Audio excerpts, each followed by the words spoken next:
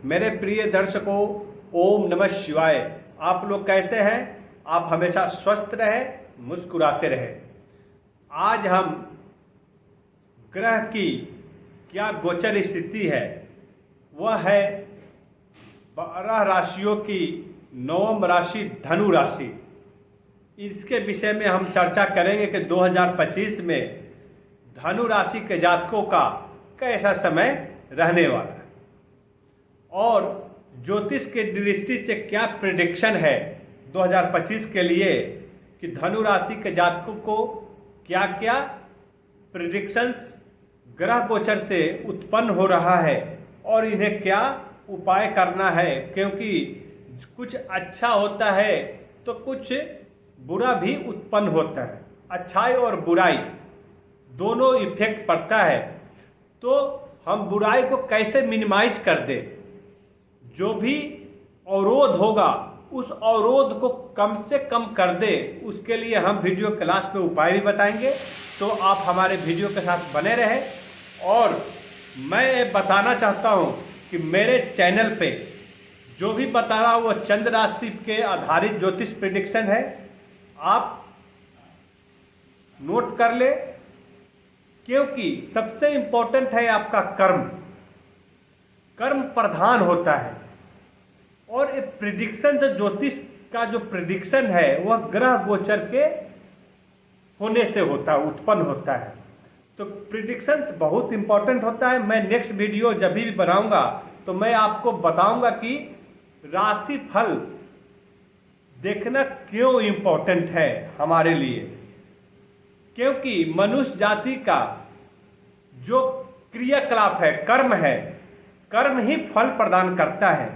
तो उनके आने वाले समय में वह कैसा कर्म करे और क्या क्या अच्छाइयाँ संभव है, उसको कैसे अच्छाइयों को ज्योतिष की दृष्टि से कैसे बढ़ा दे और बुराइयों कैसे मिनिमाइज करे।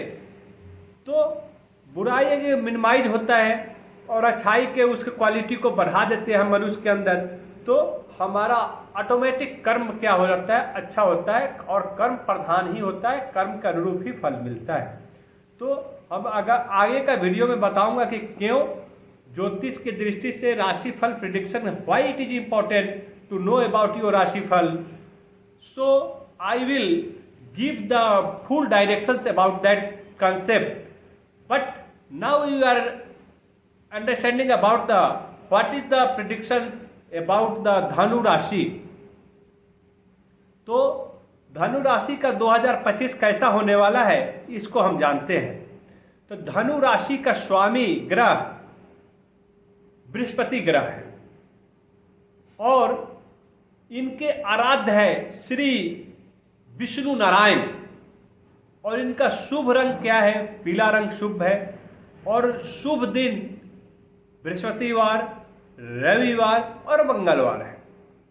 तो हम जानते हैं कि 2025 ग्रह गोचर की स्थिति बदलने से क्या क्या प्रेडिक्शंस ज्योतिष की दृष्टि से उत्पन्न हुआ है और जो भी बाधाएं उत्पन्न हो हुआ है उसको हम कैसे कम से कम कर दे, उसको खत्म कैसे कर दे, उसका उपाय भी हम लास्ट में आपको बताएंगे।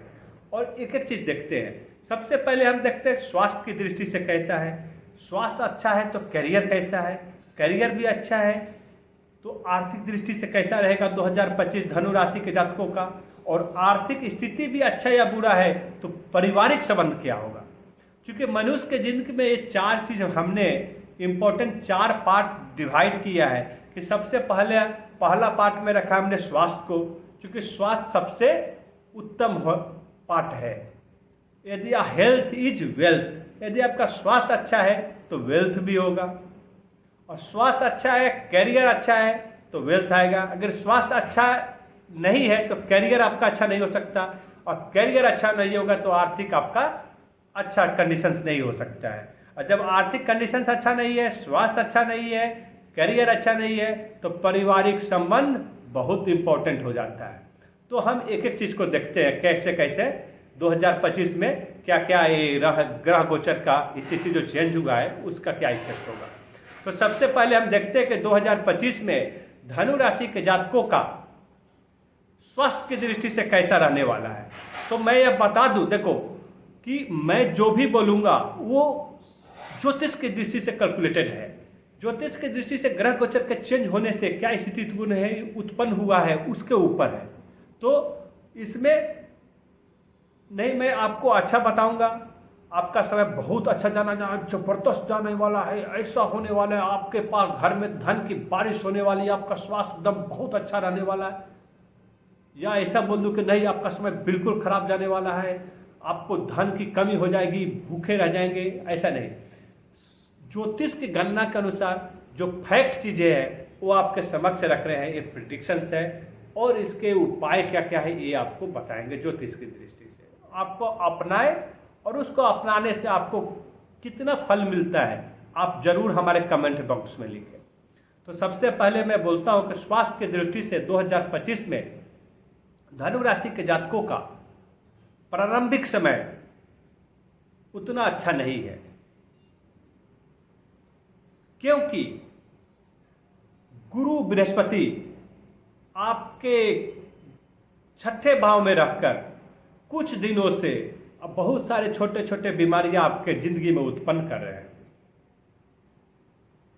और साल के मध्य में गुरु बृहस्पति छठे भाव से आपके राशि के 7वें भाव पे जा रहे हैं और उनका दृष्टि आपके राशि पे पड़ेगी, जिससे स्थितियां चेंज होगा, स्वास्थ्य उत्तम हो जाएगा और आपका स्वास्थ्य और शारीरिक और मानसिक दोनों स्थितियों में सामंजस्य स्थापित होना शुरू हो जाएगा। लेकिन सावधानी है, सावधानी आपके लिए क्या है कि शनि देव 29 मार्च के बाद चौथे भाव में जा रहे हैं और शनि की ढैया प्रारंभ हो रही है, तो कुछ मानसिक भी डिफिकल्टी आपके सामने फेस करने को मिलेगा। लेकिन आपका उपाय क्या है कि आप धैर्य के साथ इस मुश्किल घड़ी को आपको कैसे निकालना है उसके उपाय को ढूंढना है। तो उपाय आपके लिए सबसे इम्पोर्टेंट है कि जो गुरु बृहस्पति के कारण जो मई तक जो भी समस्याएं उत्पन्न हो रहे हैं और पहले से चला आ रहा है, 2024 से चला आ रहा है, क्योंकि मई तक वो छठे भाव में, मई के बाद वो 7वें भाव में जा रहे हैं और उसका दृष्टि आपके राशि पे पड़ेगा तो समय अच्छा हो जाएगा। लेकिन जब भी मई तक है और 29 मार्च के बाद शनि देव की ढैया शुरू हो रही है चतुर्थ भाव में, तो इसको हम कैसे ख़त्म कर दे, तो इसको ख़त्म करने के लिए आपको रेगुलर चेकअप कराने की ज़रूरत है, स्वास्थ्य पर ध्यान देने की ज़रूरत है, खान पान को सुधारने की ज़रूरत है। और शनि देव सबसे बड़ी बात है वो कर्म प्रधान होते हैं। आप जो भी करते हैं, जो भी आपका क्रियाकलाप है, जो खान पान करेंगे, अगर तामसिक खाना खाते हैं तो तामसिक वृद्धि करते हैं और यदि आप सात्विक भोजन ग्रहण करते हैं तो सात्विक वृद्धि करते हैं। तो अपने हेल्थ की दृष्टि से यदि कोई पुरानी बीमारियां आपको है, जैसे बीपी का बीमारी है, शुगर की बीमारी है या कोई ऐसे क्रोनिक डिजीज है, तो उसका विशेष रूप से ख्याल रखें, क्योंकि ये आपके खान पान पे निर्भर करता है और रेगुलर मेडिकेशन की ज़रूरत होती है और आपको रेगुलर चेकअप की ज़रूरत होती है। तो इसमें आप लापरवाही बिल्कुल नहीं बरते। यदि आप लापरवाही बरतते हैं तो आपके लिए समय स्वास्थ्य की दृष्टि से अच्छा नहीं रहेगा। यदि लापरवाही नहीं बरतेंगे तो आपके स्वास्थ्य की दृष्टि से आपका समय समान रहने वाला है पूर्वार्ध में मार्च तक, और मार्च के बाद आपका समय गुरु बृहस्पति के गोचर होने के बाद मई के बाद आपका शारीरिक मानसिक में सामंजस्य होगा और आपका तनाव खत्म होगा और स्वास्थ्य उत्तम रहने लगेगा। तो 2025 में आपका ये स्वास्थ्य की दृष्टि से आपका उपाय क्या करना चाहिए और कैसा रहने वाला है आपको बताया, और ज्योतिष की दृष्टि से इन सारी बाधाओं को, ग्रह को कैसे हम ठीक कर सकते हैं इसका भी उपाय बताएंगे धनु राशि के जातकों के लिए। उसको करने से ये जो छोटी छोटी बीमारियां, छोटी छोटी जो समस्याएं उत्पन्न हो रही है ग्रह गोचर से, वो ग्रह गोचर से समस्याएं को हम कंट्रोल कर सकते हैं। तो फिर हम देखते हैं, स्वास्थ्य तो देख लिया सामान्य है और मई के बाद अच्छा रहने वाला है, तो इनका कैरियर कैसा रहेगा। अभी करियर के दृष्टि से 2025 धनु राशि के जातकों का कैसा रहने वाला है, तो धनु राशि के मैं बता देता हूँ। मैं दूसरे जो बता रहे हैं, बहुत सारे हैं जो यूट्यूब पे या बहुत सारे चैनल के माध्यम से आपको बताते हैं ऐसा है वैसा है, ऐसा करना चाहिए, आप ऐसा नहीं, बहुत समय एकदम आपके ज़िंदगी में ऐसा उतार आने वाला है, चढ़ाव आने वाला है, ऐसा कुछ नहीं। आपको ज्योतिष के दृष्टि से कौन सा ग्रह के गोचर होने से क्या उत्पन्न होने वाला है, हम आपको बारीकी से एक एक चीज़ बताएंगे, और उसका निवारण क्या है, और पहले से चला रहा है या अभी नया शुरू हो रहा है वो भी बताएंगे, और इसका उपाय भी बताएंगे। आप एक एक चीज़ देखें। आपने स्वास्थ्य का देखा, आप कैरियर के दृष्टि से देखते हैं, तो कैरियर की दृष्टि से आपका नौकरी और व्यवसाय सामान्य रहने वाला है 2025 में मार्च तक। आप ध्यान रखें, नोट करें, मार्च तक, 29 मार्च तक, क्योंकि शनि जो है आपके चतुर्थ भाव, तृतीय भाव में है, तृतीय भाव से चतुर्थ भाव में प्रवेश करेंगे, और उस मई तक क्या है, गुरु बृहस्पति जो है आपके छठे भाव में विराजमान है, जिनके कारण आपके नौकरी पेशा लोगों के लिए कर्म क्षेत्र में उतार चढ़ाव की स्थिति उत्पन्न हो रही। लेकिन मई के बाद जैसे ही गुरु बृहस्पति आपके सप्तम भाव में चले जाते हैं, तो समय विपरीत स्थिति आपका चेंज होने लगेगी। लेकिन शनिदेव आपके 29 मार्च के बाद चौथे भाव में प्रवेश करेंगे, आपका शनि के ढैया शुरुआत होगा। तो ऐसे स्थिति में आपको कर्म करना होगा, मेहनत ज़्यादा करने की जरूरत है, क्योंकि आपको एक कहा गया है, संस्कृत में कहा गया है, उद्यमेन हि सिद्ध्यन्ति कार्याणि न मनोरथै न हि सुतस्य सिंहस्य परिविशन्ति मुखे मृगा। कोई भी कार्य जो होता है, उद्यमेन हि सिद्ध्यन्ति कार्याणि, यानी कोई भी कार्य होता है वो परिश्रम से ही सिद्ध होता है, परिश्रम से ही होता है। जैसे यदि कोई सिंह है, हम लोग सभी को मालूम है कि सिंह जंगल का राजा होता है, सभी जानवर उससे डरते हैं।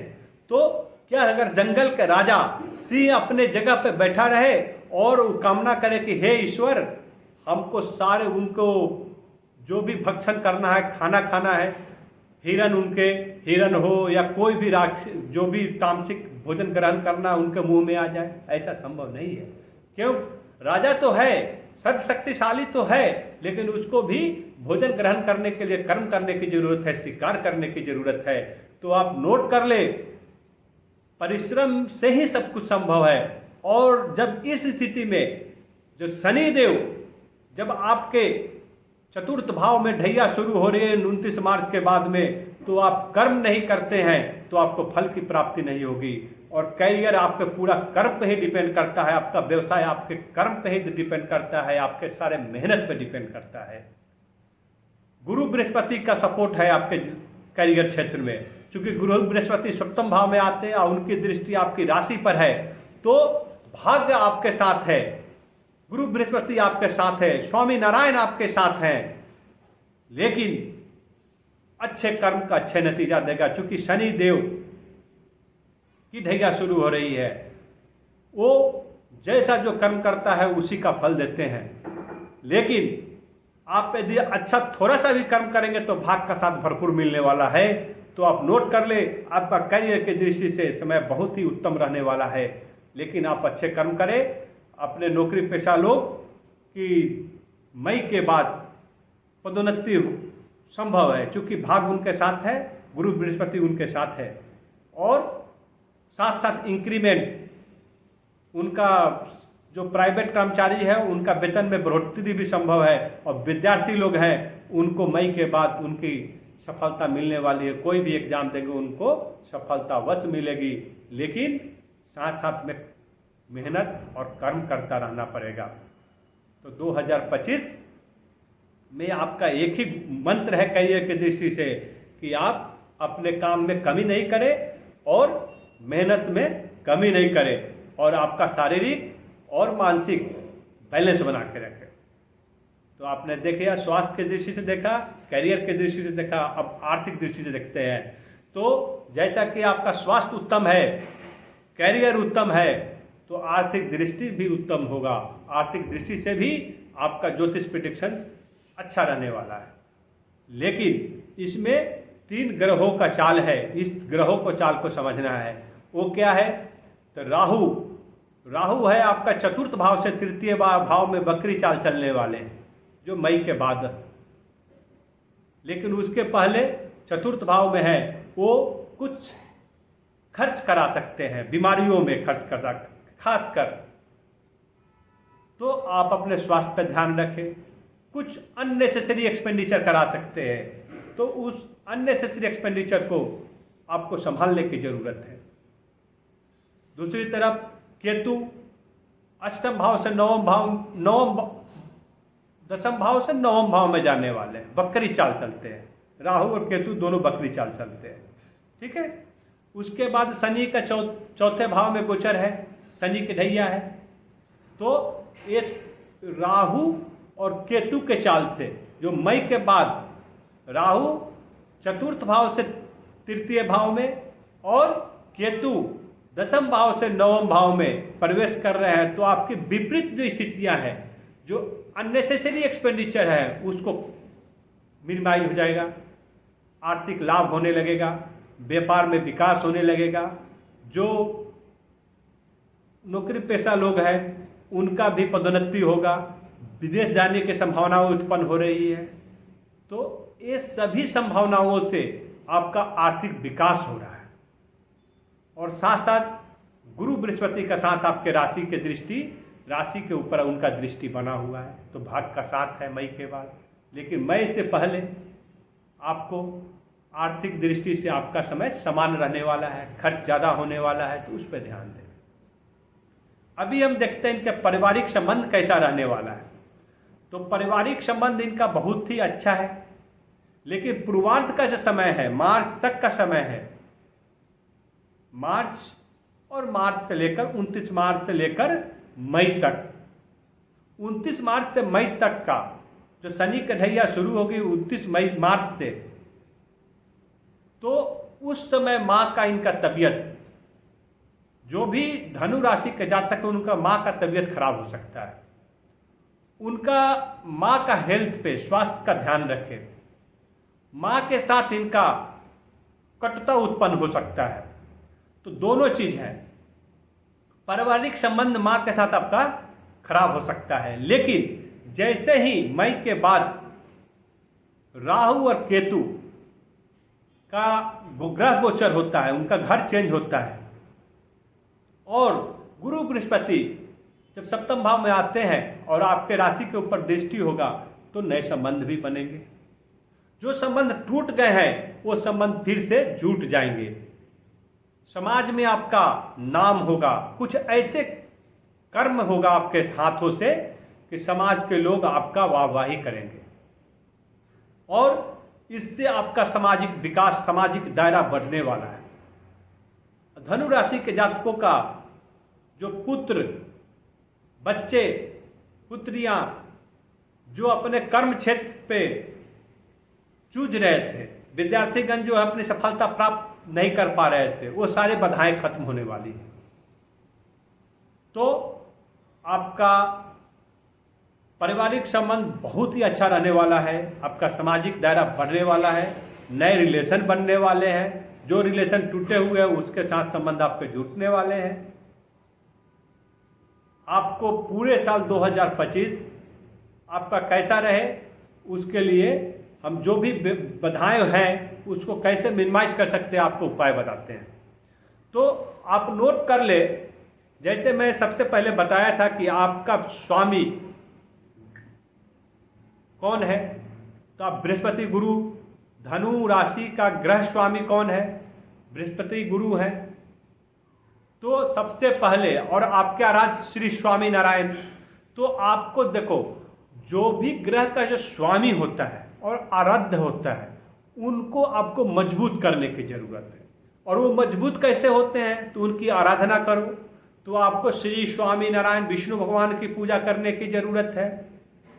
आप उनकी पूजा उपासना करें, केले के पौधे में जल दे। और दूसरी तरफ शनि की ढैया शुरू हो रही है, तो शनि की ढैया को हम कैसे कम करें, उसके दुष्प्रभाव को खत्म करें, अच्छे प्रभाव को लाएं, तो उसके लिए शनि देव को प्रसन्न करना है। तो शनि देव प्रसन्न कैसे होंगे, तो प्रत्येक शनिवार को सरसों तेल का दीपक शाम के समय पीपल के पेड़ के पास आप जलाएं।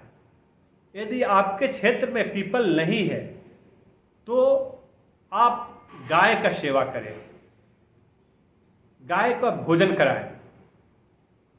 और राहु केतु भी इससे शांत होते हैं। गाय का भोजन कराने से, गाय का सेवा करने से राहु केतु भी शांत होते हैं। साथ साथ आप गुरु बृहस्पति को प्रसन्न करने के लिए बृहस्पतिवार को पीले वस्तुएं या केले का फल का दान करें। इससे क्या होगा, आपके गुरु बृहस्पति जो आपके ग्रह स्वामी है वो मजबूत हो जाएंगे, विष्णु भगवान जो आपका आराध्य है वो मजबूत हो जाएंगे। और जब दोनों ग्रह आपका मजबूत, स्वामी आराध्य दोनों मजबूत हो जाएंगे, तो जो भी ग्रह गोचर का इफेक्ट होगा वो बुरा प्रभाव आपके राशि फल पे नहीं पड़ेगी, और पड़ेगी भी तो नगण्य होगी, नाम मात्र की होगी। और शनि की ढैया को समाप्त करने के लिए आपको शनि देव को प्रसन्न करेगा। तो शनि देव दो चीज से प्रसन्न होते हैं, आप अच्छे कर्म कीजिए, और दूसरा क्या है कि शनिवार के दिन आप पीपल के पेड़ के पास शाम को सरसों तेल का दीपक जलाए, और गाय, अगर ऐसा संभव नहीं है तो गाय की सेवा करें। ओम नमः शिवाय। आपका 2025 मंगल कामनाओं से भरा रहे, सुख समृद्धि आपके घर में आए, यही मेरी कामना है।